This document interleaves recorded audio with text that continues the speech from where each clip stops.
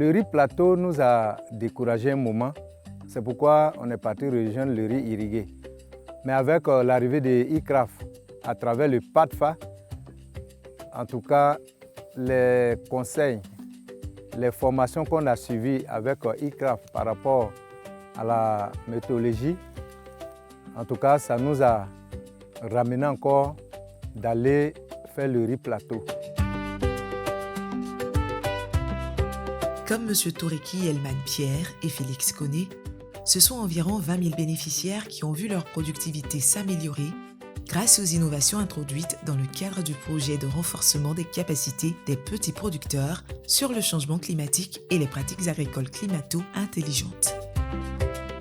J'ai écouté météo, j'ai écouté la radio, j'ai essayé, ça a réussi pour moi. Aujourd'hui, en tant que Koné Peter Félix, vraiment grâce à ICRAF aussi, j'arrive à me nourrir, j'ai encore les riz, je dois récolter. Donc les parents, écoutez d'abord avant de s'aimer les choses.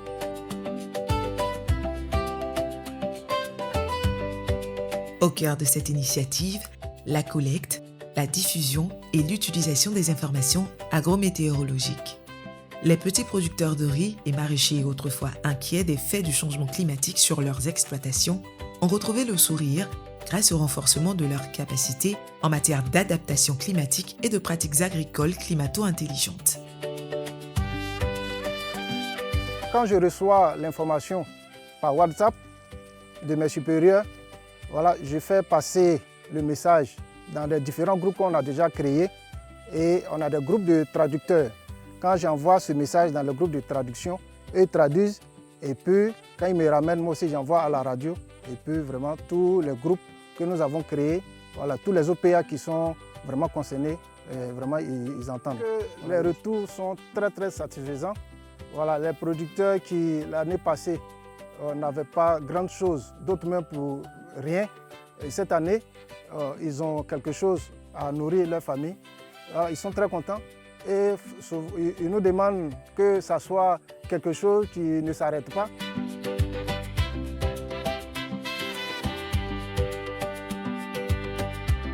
Le projet a permis de promouvoir plusieurs solutions concrètes. La mise en place des cultures en des périodes propices, le paillage pour conserver l'humidité des sols, la technique d'usaille pour la gestion de l'eau et la restauration de la fertilité des sols dégradés, ainsi que la sensibilisation à une utilisation rationnelle des pesticides. Donc, j'ai suivi une formation avec ICRAF au niveau de Bouaké à travers PADFA. Donc, on nous a appris à faire le bokashi. Moi, je n'avais jamais fait. C'est-à-dire de l'engrais organique qui est fait à base de produits locaux. Après la formation que je suis rentrée, nous, on devrait faire de l'oignon plégial sur notre site. J'ai fait le retour de la formation à mes groupements. Donc, on a décidé ensemble de faire la transformation. Quand on a fait pour le groupe, franchement, dit l'oignon que nous on a eu, d'abord, il n'y a pas de pourriture, on gagne plus. Et puis, il n'y a pas de mort. Souvent, les feuilles se sèchent, il n'y en avait pas. Et puis, nous aussi, au niveau des qualités, on a eu la qualité et puis la quantité. Pourquoi? Parce que ce n'était pas du chimique. Donc, franchement dit, ça a été une surprise pour nous.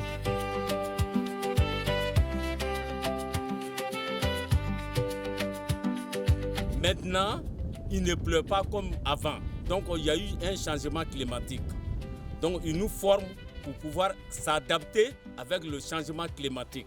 On a fait formation, comment il faut utiliser les cultures maraîchères, comment il faut préparer le sol, comment il faut retenir l'eau, comment il faut économiser l'eau. Aujourd'hui, on a fait sur les phytosanitaires. La mise en place d'un réseau opérationnel de diffusion de l'information climatique basé sur des formateurs principaux et des relais communautaires formés a permis de transmettre les conseils agrométéorologiques dans plusieurs langues locales.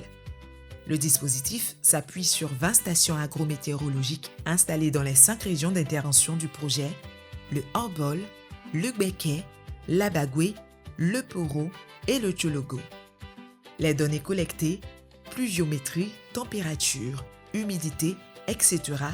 sont automatiquement transmises, analysées et transformé en conseil agrométéorologique compréhensible et directement utilisable par les producteurs. La première grosse activité, c'est de s'assurer que les stations envoient régulièrement les données et aussi de suivre les activités sur le terrain avec nos différents techniciens. Le deuxième grand groupe d'activités, c'est le traitement des données envoyées par les stations. Donc à ce niveau-là, c'est de voir quels conseils on peut donner à partir des informations que les stations nous envoient pour aider nos parents producteurs dans les différentes filières que sont le riz, les cultures maraîchères et puis la mangue à pouvoir vraiment améliorer leur production. Et le troisième grand groupe, c'est la diffusion de l'information agrométéorologique. Diffusées régulièrement via les radios locales, les groupes WhatsApp communautaires et des rencontres de proximité, ces informations ont permis de renforcer durablement la résilience d'environ 20 000 petits producteurs. Des petits producteurs qui envisageaient d'abandonner le riz pluvial de plateau ou le maraîchage ont retrouvé espoir. En suivant de près les informations climatiques, certains ont vu leur rendement tripler, voire davantage.